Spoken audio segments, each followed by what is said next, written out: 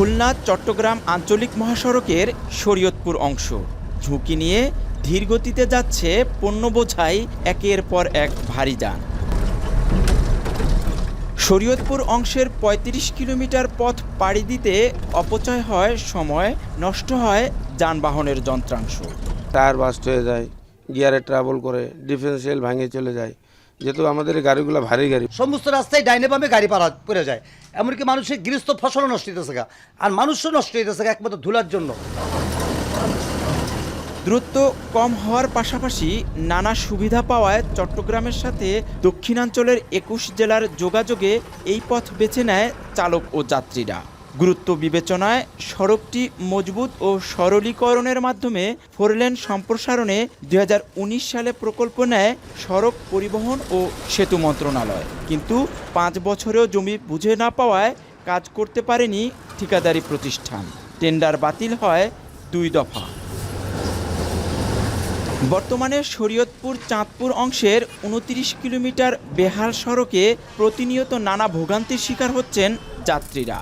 আর যানবাহনের ধীরগতির কারণে ঘটে ডাকাতি ও ছিনতাই, বাধাগ্রস্ত হয় পণ্য পরিবহন।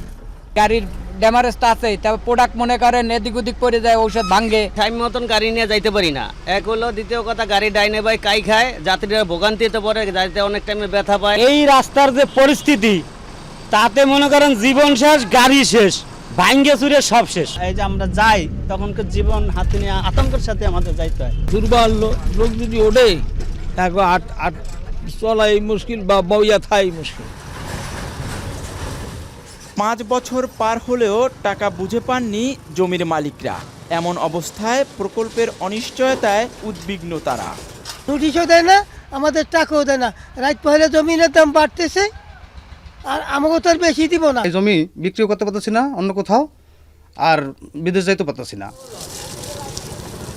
চলতি বছরের ডিসেম্বরে মেয়াদ শেষ হতে যাওয়ায় অনিশ্চয়তায় প্রকল্প সংশ্লিষ্টরা। তবে সব জটিলতা কাটিয়ে সড়ক নির্মাণের কাজ অব্যাহত থাকবে বলে জানান জেলা প্রশাসক। একটি অনিশ্চয়তা আছে, বাদ হওয়ার ব্যাপারে আসলে আমরা বলতে পারবো না। এটি আসলে আমাদের মন্ত্রণালয় যে সিদ্ধান্ত দেবে আমাদের সেই অনুযায়ী আমাদের করতে হবে। এটা বন্ধ হয়ে যাওয়ার ওরকম কোনো কারণ আমরা এখনো পর্যন্ত দেখতে পাচ্ছি না। এটা জনস্বার্থ সংশ্লিষ্ট বিষয়, কর্তৃপক্ষকে আমরা সেই বিষয়টি অনুরোধ করব। 4টি প্যাকেজে প্রকল্পটি বাস্তবায়নে ব্যয় ধরা হয় প্রায় ৮৬০ কোটি টাকা। কাজী মনিরুজ্জামান, এখন শরীয়তপুর।